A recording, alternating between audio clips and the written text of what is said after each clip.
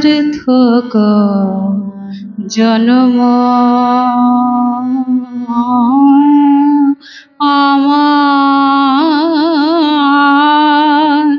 জন্মেছি এই দেশে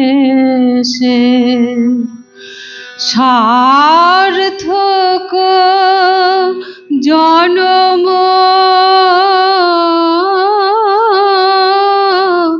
মাগো তোমায় ভালো বেশে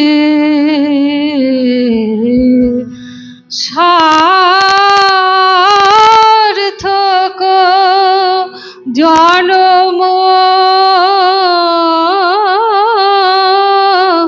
মাগো তোমায় ভালো বেশে সার্থক জন্ম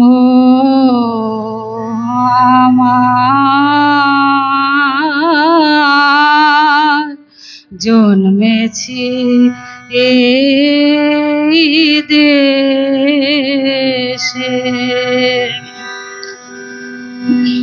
জানি নে তোর ধন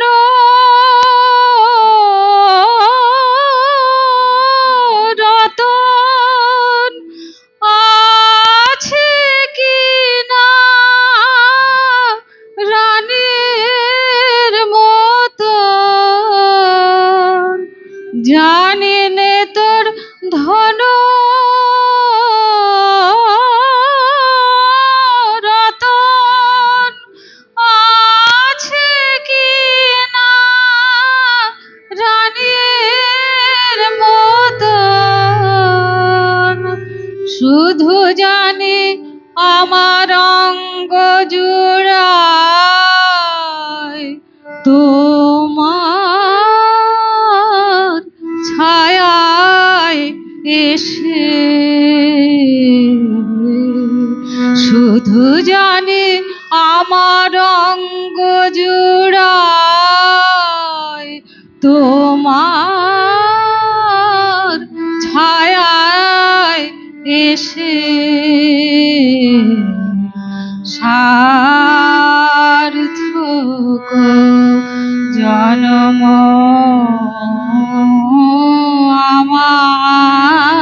আমার জন্মেছি এই দেশে কোন বনেতে জানি নে ফুল গন্ধে এমন করে আকুল কোন বনেতে জানি নে ফুল গন্ধে এমন করে আকুল কোন গগনে ওঠে রে চাঁদ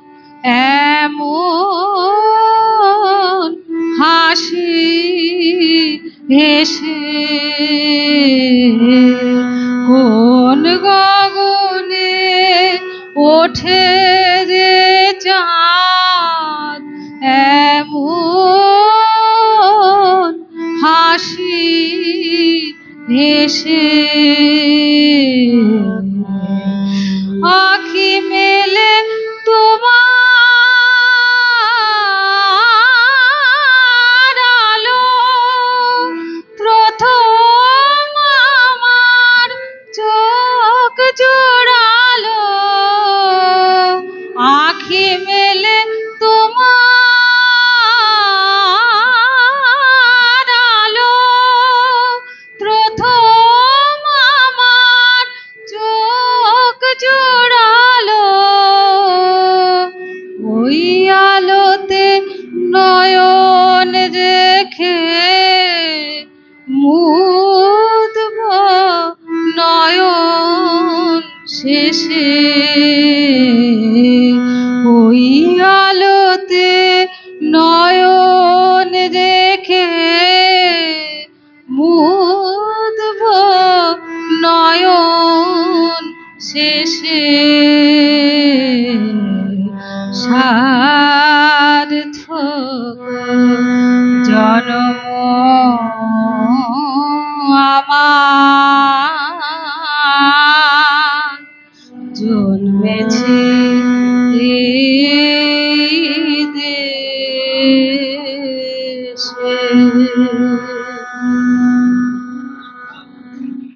ভক্তিদির কণ্ঠে আমরা অনবদ্য একটি রবীন্দ্রসঙ্গীত শুনলাম। তো আপনাদের জানিয়ে রাখি যে আর একটি মাত্র বক্তব্য রয়েছে, বাকি একটু আমি আগে ঘোষণা করেছিলাম প্রফেসর সাফরেজির বক্তব্যের কথা, কিন্তু উনি যেহেতু আগামীকাল সকালের অধিবেশনে ওনার একটি বক্তব্য রয়েছে, তাই উনি এবং ওনার বিষয় অধিকাংশই কভার হয়ে গেছে।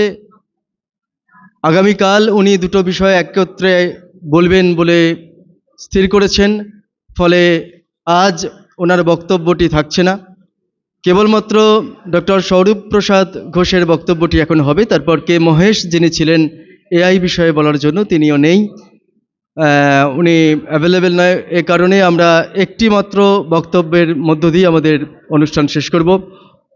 বক্তব্য শুনব আমাদের আজকের শেষ বক্তা, বিশিষ্ট বক্তা। ওনার বক্তব্য আমি ইউটিউব এবং অন্যান্য চ্যানেলে বেশ কয়েকটা শুনেছি, অপূর্ব অনবদ্য লেগেছে আমার।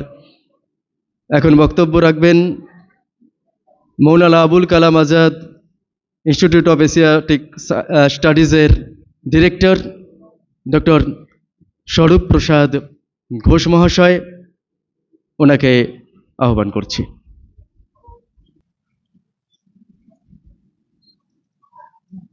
A very good evening. I don't think it's evening anymore. It's near to the concluding part of the session today. I have a challenged throat. Am I audible at the back? Am I audible at the back? It's okay. You can hear me. Thank you. Thanks to the Lord. Now, I was talking to respected Sapreji that the session was used to start at 7:45. It's 8:30. So it will be a test of patience for the listeners who had been listening to lectures after lectures from 10 o'clock. Now, after hearing lecture for nearly over 8 hours, I don't think anyone has anything left to take for the day. So now I will just ask the listeners before I start.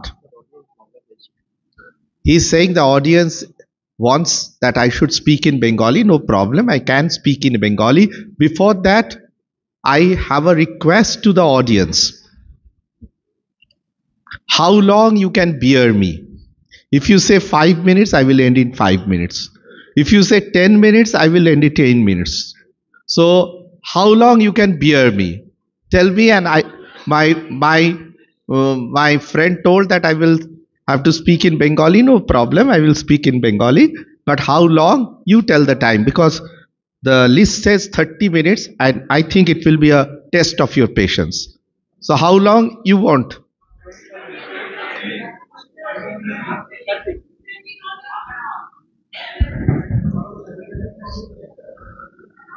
মঞ্চে উপস্থিত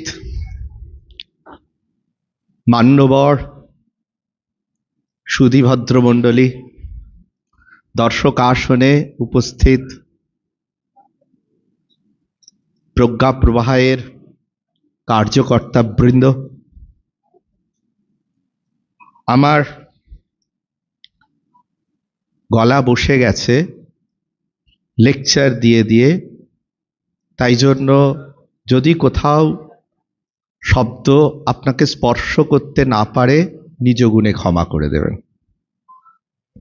আমার আজকের বিষয়বস্তু হচ্ছে man making nation building, অর্থাৎ এটি একটি বিখ্যাত কথা স্বামী বিবেকানন্দের, যে দেশ গঠন করতে গেলে আগে মানুষকে তৈরি হতে হবে। মানুষ যদি তৈরি না হয় দেশ গঠন করা যাবে না। যেমন চিন্তনের প্রাণকেন্দ্রে আপনাকে রাখতে হবে আমাদের ভারতীয় চিন্তনের যে ধারা, তা হচ্ছে সাবস্ট্রাকচার যেটাকে বলে, অর্থাৎ গর্ভে সেখানে রাখতে হবে আধ্যাত্ম চিন্তা। আর সুপারস্ট্রাকচার যেটা বলে, অর্থাৎ সাবস্ট্রাকচারের ওপরে যেটা দাঁড়িয়ে থাকে, সেটা হচ্ছে বস্তু চিন্তা। তাই বস্তু চিন্তা আধ্যাত্ম চিন্তার ওপরে দাঁড়িয়ে থাকবে। এবার এটা কি রকম? আমাদের একটা শ্লোক আছে, তেন তক্তেন ভুঞ্জিতা মা গৃহাকাশে সাধ্যনম। এই শ্লোক রবীন্দ্রনাথকে উদ্বুদ্ধ করেছিল। এই শ্লোকের মর্মগ্রন্থে মর্মস্থানে আছে ত্যাগের মধ্যে দিয়ে ভোগ। শুনতে কিরকম খটকা লাগছে না কানে? যে ত্যাগ যদি করি তাহলে ভোগ করব কি করে? ভোগ আর ত্যাগ তো অনেকটা সেই টাক মাথায় টিকির মতো, যে ভোগ যদি করতে পারি তাহলে ত্যাগ করব কি করে, আর ত্যাগই যদি করতে হয় তাহলে ভোগ করব কি করে। কিন্তু শ্লোক বলছে ত্যাগের মধ্যে দিয়ে ভোগ। এটা বুঝি কি করে? ভাবুন, আপনার হাতে বেশ কিছু টাকা কোনো সহৃদয় ব্যক্তি দান করেছেন। ধরুন টাকাটা 5,000 সহৃদয় ব্যক্তি আপনাকে দান করেছে। এবার এটা আপনি কি করবেন? আপনি প্রথমে ভাবলেন ভালো রেস্টুরেন্টে গিয়ে যা ইচ্ছা খাবো, সেটাই আপনি কিছু আনন্দ পেলেন। ভাবলেন আমার যা পড়তে ইচ্ছে করে সেরকম কিছু কিনবো, কিছু আনন্দ পেলেন। আবার ভাবলেন এই 5,000 টাকা দিয়ে আমি দরিদ্র নারায়ণের সেবা করব, তাতেও কিছু আনন্দ পেলেন। এবার 30 বছর পরে যদি আপনি ওই 5,000 টাকার কথাটা মনে করেন, তখন দেখবেন আপনি যে ভালো খেয়েছিলেন সেটা আপনার শরীরের মধ্যে দিয়ে নিমজ্জিত হয়ে বজ্র হয়ে বেরিয়ে চলে গেছে। ভালো কিনেছিলেন সেটা আপনার দীর্ণ হয়ে জীর্ণ হয়ে আপনার আলমারি থেকে কোথায় হারিয়ে গেছে। আর যদি দরিদ্র নারায়ণ সেবা করে থাকেন, সেটা আপনার মন মন্দিরে কোথায় যেন আপনাকে একটা অমৃত স্পর্শ দিচ্ছে, যে হ্যাঁ বেশ কাটিয়েছিলাম তো অতগুলো লোকের সঙ্গে, তাদের সঙ্গে নিজেকে মিলে। এই হচ্ছে ত্যাগের মধ্যে দিয়ে ভোগ। এই ত্যাগের মধ্যে দিয়ে ভোগটা যখন করতে নামেন, তখন এই লোকপ্রভা বা বিভিন্ন যে সংগঠনগুলি করা হয়, তাদের মূল ভাবটা বিভিন্ন ভাবে হলেও ধারাটা বিভিন্ন, কিন্তু মূল পৌঁছনোর যে জায়গাটা এই ত্যাগের মধ্যে দিয়ে সেবায়। এই সমস্ত রাষ্ট্র যেদিন এই ত্যাগের মধ্যে দিয়ে সেবার জায়গায় যাবে, সেদিন রাষ্ট্রেও আপনার তার গন্তব্যস্থলে পৌঁছবে, যে গন্তব্যস্থল হচ্ছে আপনার বিশ্বগুরু। এইটা করতে গেলে কি করতে হবে? নিজের মধ্যে ছোট আমিকে কমিয়ে এনে নিজেকে বড় আমির দিকে নিমজ্জিত করতে হবে। এই ছোট আমি আর বড় আমি কথা দুটো কি? শ্রীরামকৃষ্ণ বলতেন কাঁচা আমি পাকা আমি, পণ্ডিত লোকেরা বলেন ছোট আমি বড় আমি, ওয়েস্টার্ন ফিলসফার্সরা বলেন অ্যাপারেন্ট ম্যান রিয়েল ম্যান। এই আমার মধ্যে ছোট আমি কোথায় আর সেটা বড় আমি কোথায়? এই যখন আমি নিজের ইচ্ছে মতো খেয়ে, নিজের ইচ্ছে মতো পড়ে, নিজেরটুকু নিজের মতো গুছিয়ে নিয়ে আনন্দ পাই, সেটা আমার ছোট আমি। আর যখন আমি সবার সঙ্গে নিজেকে মিলিয়ে দিয়ে সবার হাসিটার মধ্যে নিজের হাসিকে খুঁজে পাই, তখন আমি বড় আমি।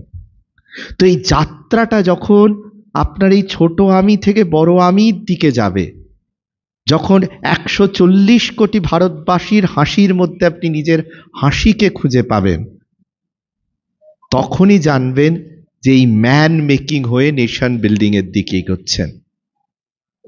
আবার এই ম্যান মেকিং আপনি করবেন কি করে? এই আমিত্ব বিসর্জন দিয়ে, আমি থেকে যখন আমরা আর আমরা থেকে তিনি, এই ধারায় আমরা উন্নীত হতে পারবো। দেখবেন যখন নিজের মধ্যে আমি প্রবল থাকে তখন আপনি ছোট আমিতে নিমজ্জিত থাকেন। যখন এসে বলেন আমি করেছি, আমি জেনেছি, আমি এইটা দিয়েছি, এই যখন এই আমিত্ব ভাব আমাদের প্রত্যেকের মধ্যে থাকে এবং সেটাতেই যখন আমরা নিমজ্জিত থাকি তখন আমরা সেই ছোট আমিতেই নিমজ্জিত থাকি।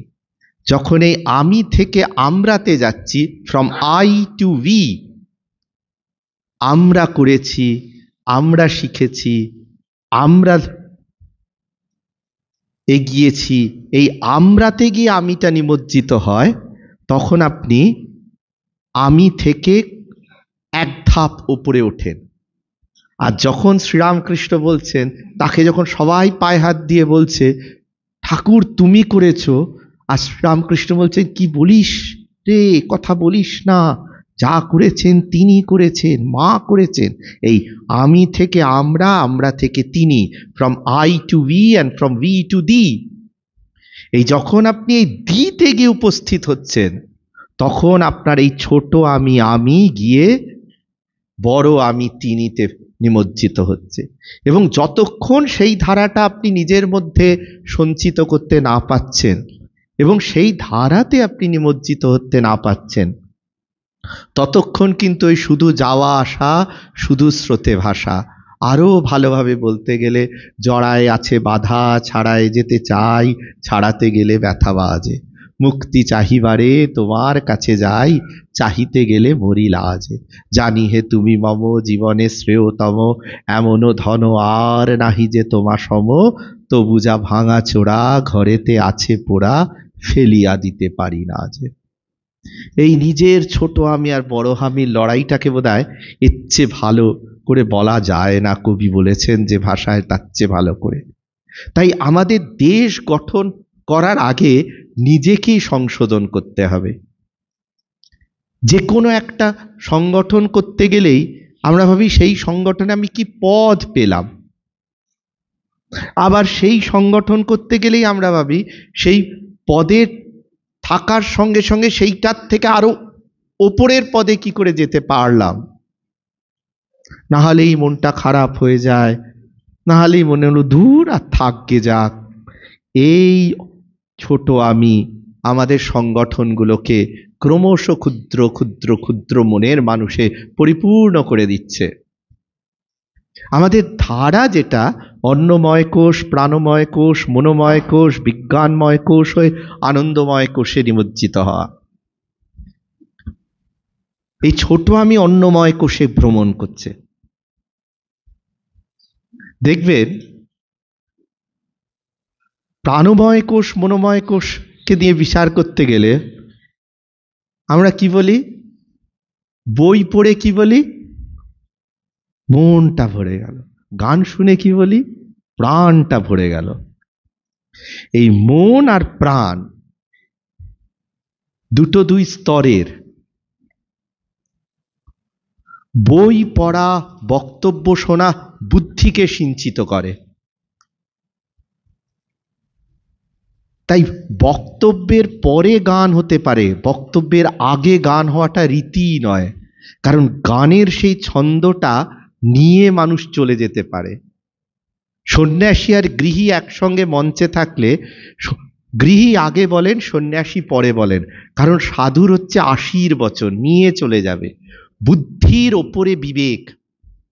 বুদ্ধি আপনাকে সবসময়, যদি সেটা শুদ্ধ বুদ্ধি না হয়, তাহলে আপনাকে সবসময় সেটা ছোট আমির দিকে টানবে। আর বিবেক হচ্ছে তাতে নিমজ্জিত হলে সে আপনাকে বড় আমির দিকে টানবে। আমরা একটা কথা বলি না, দেখবেন আমাদের বাবা মারা বলতো, আপনাদেরও বাবা মারা বলতো, তোর বুদ্ধি শুদ্ধি নেই। কথাটার অর্থ কি জানেন? তোর শুদ্ধ বুদ্ধি নেই। বুদ্ধি শুদ্ধি নেই মানে শুদ্ধি শব্দটার অর্থ কি? শুদ্ধ। শুদ্ধ বুদ্ধি নেই। শুদ্ধ বুদ্ধি নেই অর্থটা কি? যে বুদ্ধিটা আমার এই অন্নময় কোষ পেরিয়ে প্রাণময় কোষ, মনোময় কোষ হয়ে আনন্দময় কোষের দিকে নিয়ে যাবে, সেটা হচ্ছে শুদ্ধ বুদ্ধি। অর্থাৎ সাধনার দ্বারা আপনার বিদ্যা যদি সিঞ্চিত না হয়, তাহলে সেই বিদ্যা বুদ্ধি নিয়ে আপনি কি করবেন? সেই বিদ্যা বুদ্ধি আপনাকে অর্থ লোভ দেবে, অর্থ বুদ্ধি দেবে, স্বার্থ বুদ্ধি দেবে, দেহ বুদ্ধি দেবে, কিন্তু ব্রহ্ম বুদ্ধি দেবে না। তাহলে লক্ষ্যটা কোথায়? অর্থ বুদ্ধি। পণ্ডিত হলেই যে সে বিরাট ভালো মানুষ হবে, এর কোনো কোথাও লেখা নেই। উল্টে সারা পৃথিবীতে দেখা গেছে পণ্ডিতরা স্বার্থ এবং সম্পদ রক্ষা করতে যত কুটিলতা হয় তত কুটিলতাই রচনা করেছেন। পণ্ডিতদের দিয়ে যেমন ভালো কাজও হয়েছে, পণ্ডিতরা এত মন্দ কাজ করেছে, যদি দুটোকে তুল্যমূল্য করা হয় না, দেখা যাবে সমান হয়ে গেছে। তাই বুদ্ধি যদি শুদ্ধ না হয়, তার সঙ্গে সাধনা যদি যুক্ত না হয়, তাহলে সেই বুদ্ধি দিয়ে কল্যাণকর কর্ম হবে না। আমরা কি বলি দেখবেন, ধর্ম অর্থ কাম ও মোক্ষ। আমরা কি বলি, কাম ধর্ম অর্থ মোক্ষ, অর্থ ধর্ম কাম মোক্ষ। ধর্ম অর্থ কাম ও মোক্ষ বলি কেন? ধর্মের সঙ্গে আপনি যোগ করুন ব্রহ্মচার্য আশ্রমকে। 10 থেকে আপনার 1 থেকে 25 ব্রহ্মচার্য আশ্রম।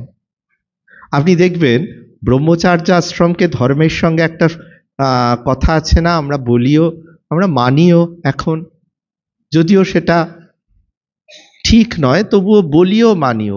বাড়িতে কোনো একটা অল্প বয়সী ছেলে যদি বেশি ধর্মকর্ম করে, আমরা কি বলি, তোর এগুলো বুড়ো বয়সের জন্য, তুই এখন খেল, মজা কর, আনন্দ কর। কিন্তু শাস্ত্র কি বলছে?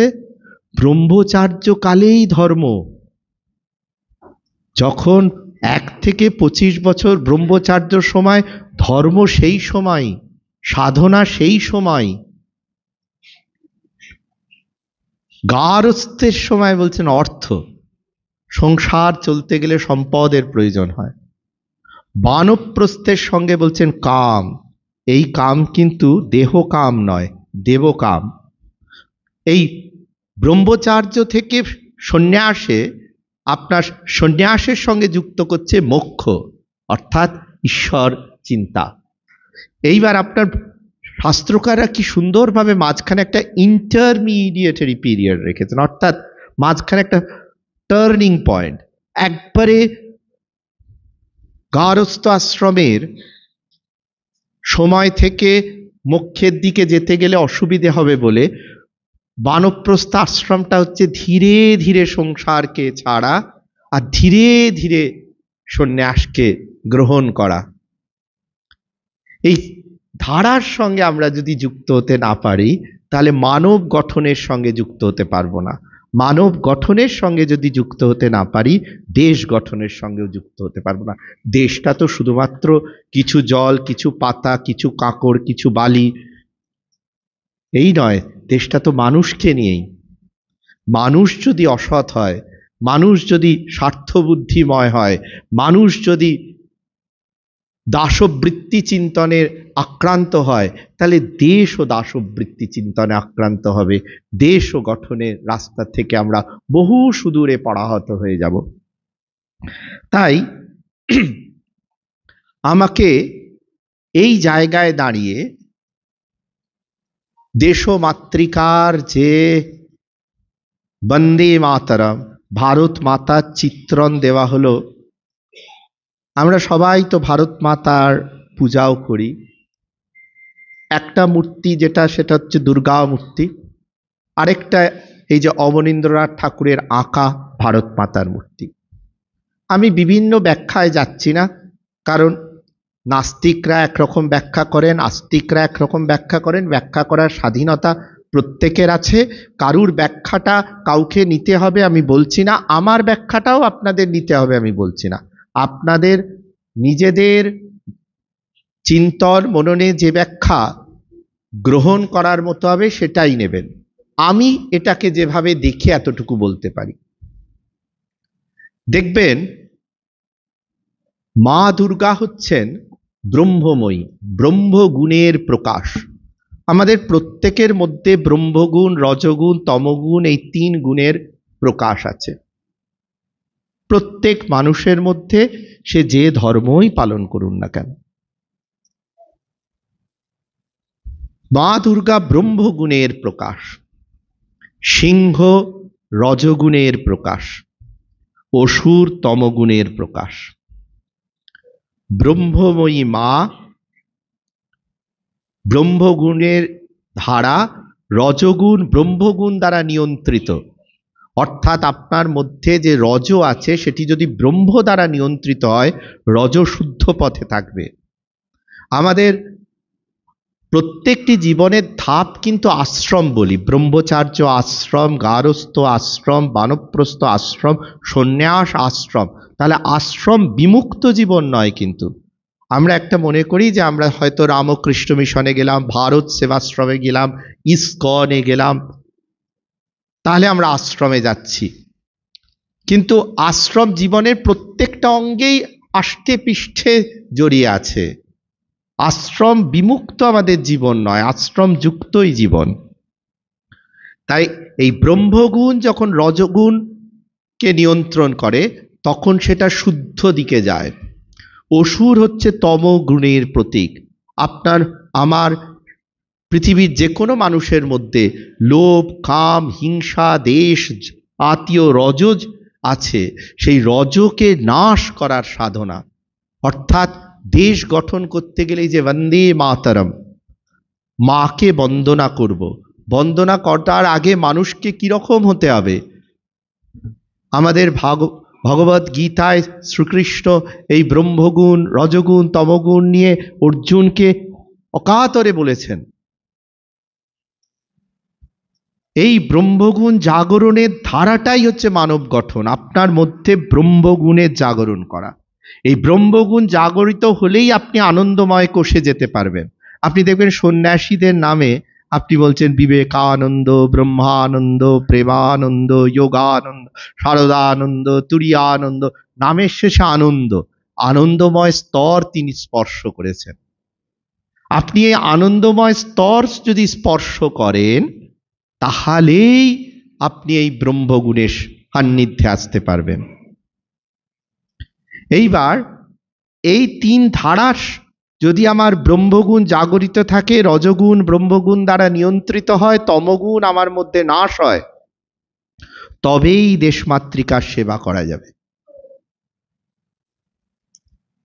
আপনি দেখবেন অবন ঠাকুরের ভারত মাতাতেও মা গৈরিক বস্ত্র পরিবৃতা, গৈরিক বস্ত্র ত্যাগেরই প্রতীক।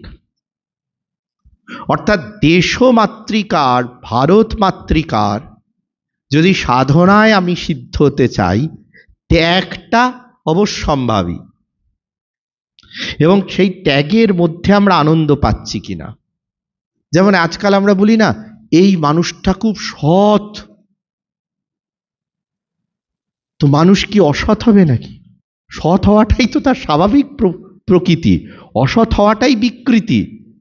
কিন্তু আমাদের কলিযুগে এমন আমাদের মনস্চিন্তন হয়েছে যে অসৎ হওয়াটাই আমরা প্রকৃতি ধরে নিয়েছি।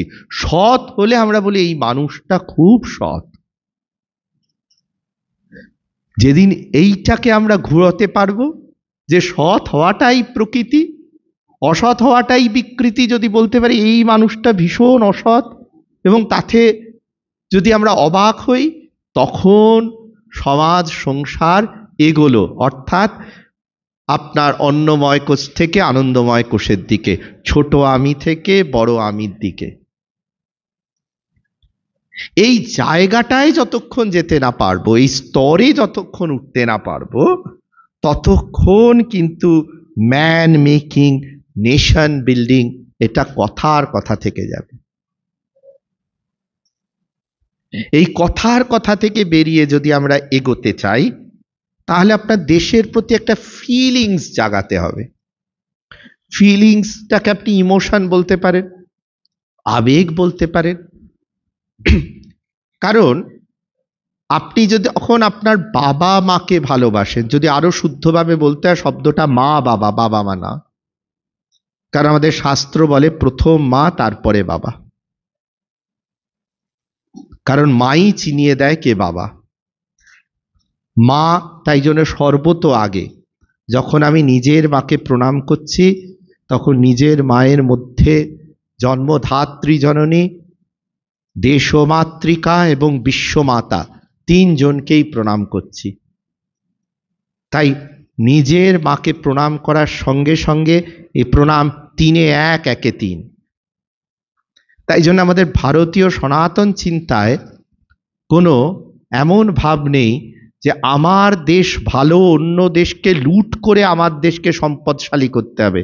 তাই জন্য ভারতবর্ষ কোনোদিন অন্য দেশে গিয়ে উৎপাত করতে যায়নি, অন্য দেশের সম্পদ লুট করে নিজের দেশকে সম্পদশালী করতে যায়নি। আর আমাদের দেশ সম্পদশালী ছিল বলেই ডাকাত পড়েছে বারে বারে। গরিবের ঘরে ডাকাত পড়েছে বলে শুনেছেন কি? শোনেননি, পড়েও না, কারণ তার সেটা কস্টিংয়ে পোষাবে না। ডাকাতি করতে গেলেও তার একটা প্ল্যানিং করতে হয়, তার জিনিসপত্র কিনতে হয়, তার একটা কস্টিং আছে। সে যদি ডাকাতি করে তার চেয়ে বেশি সম্পদ না পায়, তার ডাকাতিটা ফেল করে যাবে। এখন ডাকাতি করতে যাবার আগে তার কস্টিং হলো 100 টাকা, ডাকাতি করে পেল 10 টাকা, সে ডাকাতি টিকবে? টিকবে না।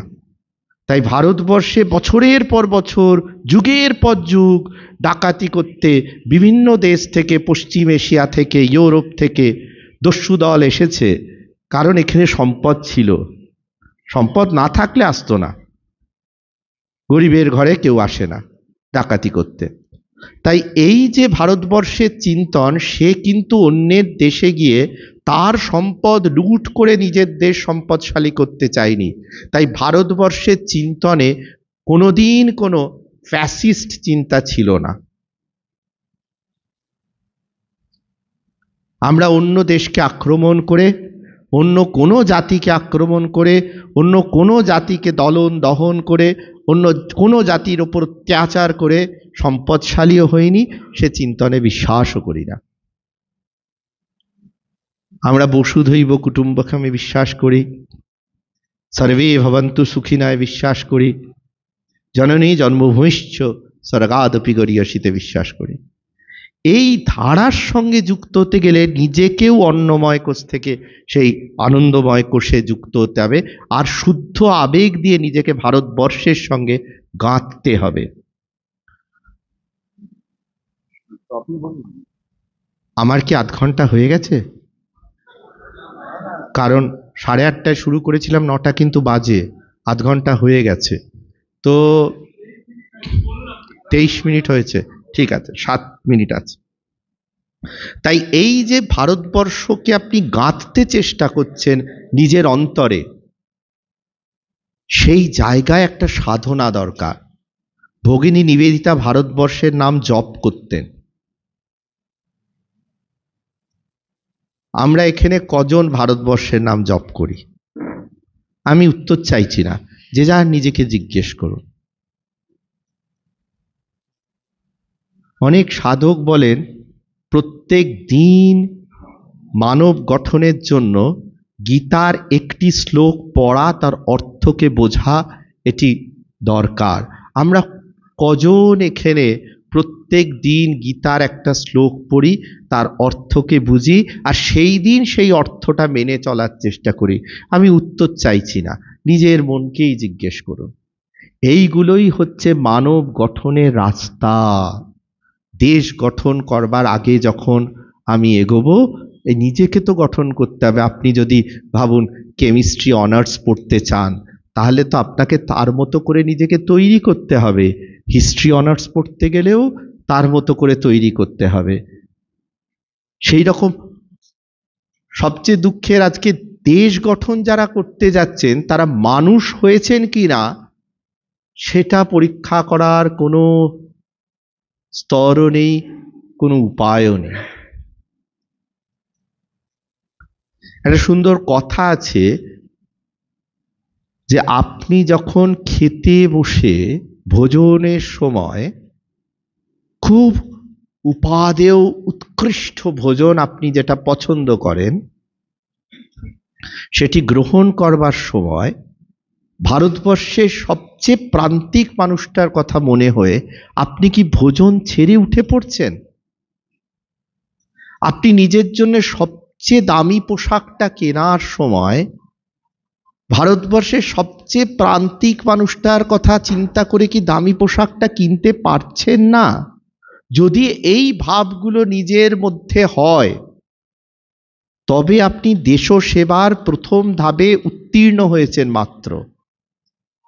এই যদি মানদণ্ড হয়, এ মানদণ্ড আমার নয়, স্বয়ং বিবেকানন্দের, তাহলে আমরা দেশ সেবার প্রথম ধাপে এসে উপস্থিত হয়েছি। অর্থাৎ যেরকম স্বামীজিকে বিদেশে যাওয়ার সময় উৎকৃষ্ট বিছানা, উৎকৃষ্ট খাদ্য সামগ্রী দেওয়া হয়েছিল, না তিনি খেতে পেরেছেন না তিনি শুতে পেরেছেন।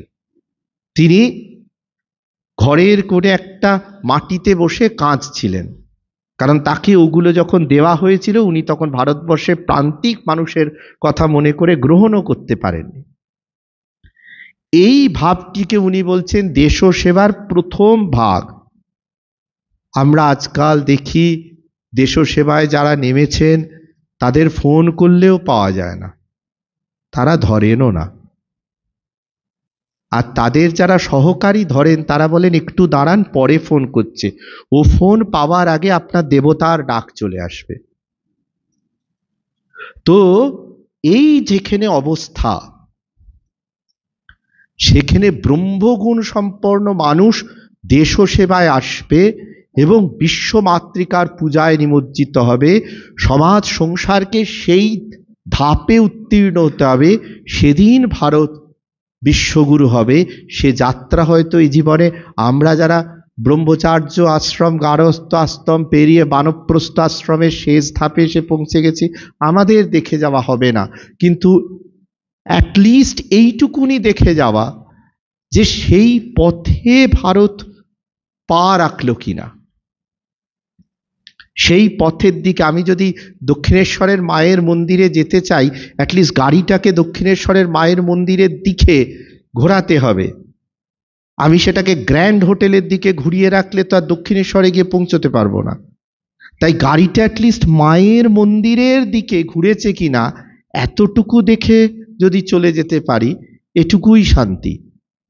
তাই সেই জায়গায় দাঁড়িয়ে আমার একটা কথা মনে পড়ছে।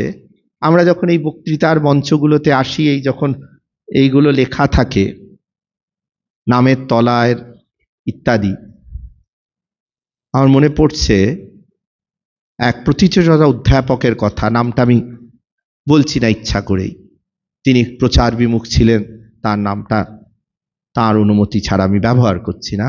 রামকৃষ্ণ মিশনে তিনি বক্তৃতা করবেন, তার নামের পর তিনি উপাচার্য ছিলেন, বিভিন্ন জায়গায় ডিরেক্টর ছিলেন। সঞ্চালক বলছেন, তিনি উঠে দাঁড়িয়ে হাতটা ধরেছেন, বলছেন এটা কি করছেন? তো সঞ্চালক বলছে আপনার কোন কোন পদে ছিলেন বলছেন আমি এখানে এসেছি,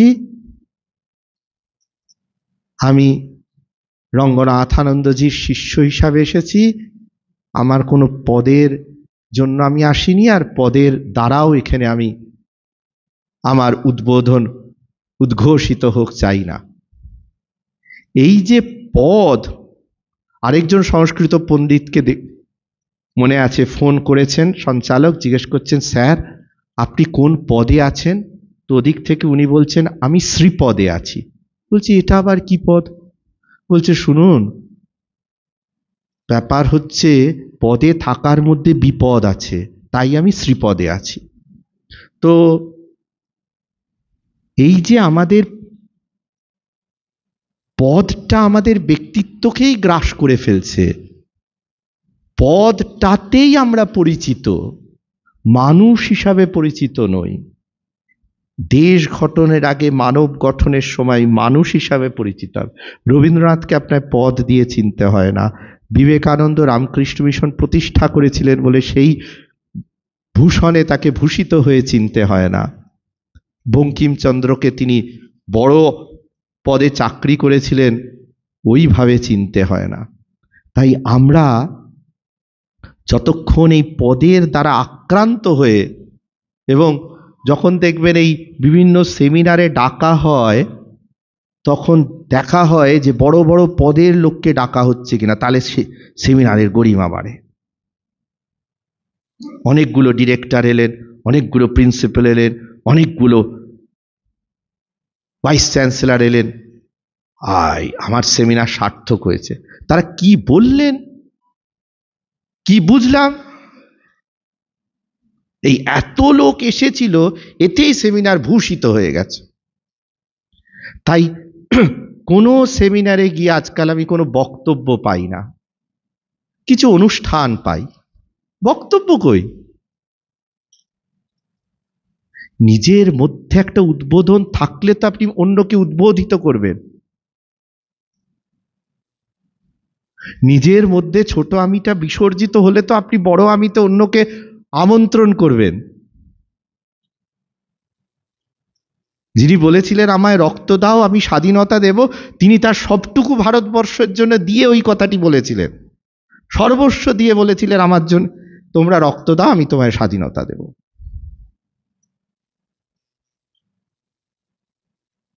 সেই জায়গায় আমরা আজকাল মানুষ খুঁজে পাচ্ছি না। আজকাল অনেক বড় বড় পদের মানুষ তো সারা জীবনে দেখলাম, বিভিন্ন পদে সারা জীবনে চাকরি করে জীবনের সায়ান্নে এসে পৌঁছলাম। আমি বলছি বড় পদে বড় মানুষ খুব কম দেখেছি। সেই বড় পদ পেতে গিয়ে তারা কত ছোট হয়েছে এবং হচ্ছে, এটা আমি নিত্য দেখেছি। তাই বড় পদে আমি দেখেছি ছোট আমিতে পরিপূর্ণ মানুষকে।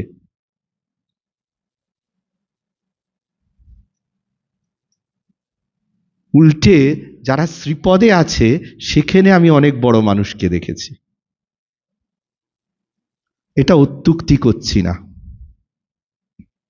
যারা অনেক বড় বড় পদ পেয়েছেন তারাও জানেন কিভাবে পেয়েছেন, আর যেহেতু এর ব্যবস্থাটার মধ্যে আমি বহুকাল আছে, আমিও জানি তারা কিভাবে পাচ্ছেন। যারা আজকে এই সব সভায় আসছেন তারা অতীতে কোন সভায় যেতেন জানি, আবার কালকে অন্য কিছু হলে কোন সভায় যাবেন তাও জানি। তাই উদ্বোধনটা কি অন্তরে, গ্রহণটা কি অন্তরে? সেটা যদি না হয় মানব গঠন হবে না। মানব গঠন না হলে দেশ গঠন হবে না। আমায় বলেছিলেন 7 মিনিট আছে, আমি 10 মিনিট নিয়ে নিয়েছি, তাই শেষ করছি যে কথাটা দিয়ে। দুটো জায়গা থাকে, একটা হচ্ছে আদর্শ, আরেকটা হচ্ছে প্র্যাকটিক্যালিটি, অর্থাৎ যেটাকে আমরা বলি বাস্তবিক পরিস্থিতি। উন্নত হবার দুটো রাস্তাও থাকে, একটা হচ্ছে নিজেকে সেই আদর্শে উন্নীত করে আদর্শের সঙ্গে এক হয়ে যাওয়া, বা বাস্তব পরিস্থিতিটাকে আদর্শের পরিস্থিতির স্তরে নিয়ে গিয়ে দেশ গঠন করা। এই দুটো করতে গেলে যে জিনিসটি পড়তে হবে সেটি হচ্ছে স্বামী বিবেকানন্দের প্র্যাকটিক্যাল বেদান্ত। বেদান্তকে কি করে প্র্যাকটিক্যাল স্তরে নিয়ে এসে সেটার উদ্বোধন করা যাবে, বিবেকানন্দ 4টি খণ্ডে সে কথা বলেছেন। Practical Vedanta 1, practical Vedanta 2, practical Vedanta 3, practical Vedanta 4। যেদিন এই 4টে খণ্ড পড়ে বুঝতে পারবো, শুধু বুঝতে পেরে হবে না, এই 4টে খণ্ড পড়ে বুঝে নিজের জীবনে সেটাকে প্রতিচ্ছবির মতো প্রতিফলিত করতে পারবো, সেদিন এই মানব গঠন আর দেশ গঠনের জন্য দৌড়তে হবে না। মানব গঠনটা অন্তরে উপলব্ধি করতে পারবেন আর দেশ গঠনটা সামনে দেখতে পাবেন। এই কটি কথা বলে আপনারা আজকে আমায় যে বিষয়বস্তু দিয়েছিলেন, ম্যান মেকিং নেশন বিল্ডিং, আমি আমার মতো করে বললাম। আপনাদের পছন্দ যদি হয়ে থাকে, ভালো যদি লেগে থাকে, সেটি আমি শ্রী রামকৃষ্ণের চরণে দিলাম। আর যদি বোর হয়ে থাকেন, খারাপ লেগে থাকে, সেটা আমার সীমাবদ্ধতা বা আমার অসফলতা বলে নিয়ে নিলাম।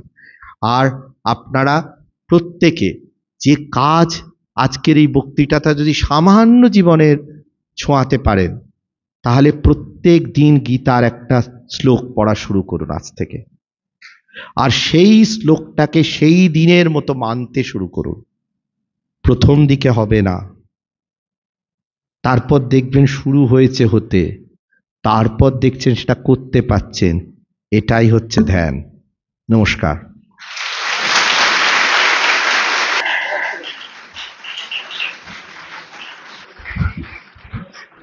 অনেক অনেক ধন্যবাদ, কৃতজ্ঞতা মাননীয় ডক্টর স্বরূপ কুমার ঘোষ মহাশয়কে। আমরা অনুষ্ঠানের একেবারে শেষ পর্যায়ে, তো এখন ওনাকে আমাদের ব্যবস্থা প্রমুখ মাননীয় হিমাংশু মাইতি মহাশয় ওনার হাতে একটি পুস্তক তুলে দেবেন, ওনাকে আহ্বান করছি।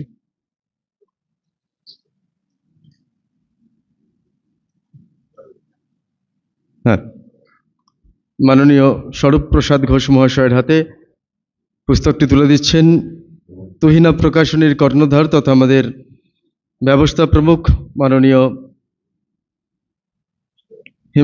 হিমাংশু মাইতি মহাশয়।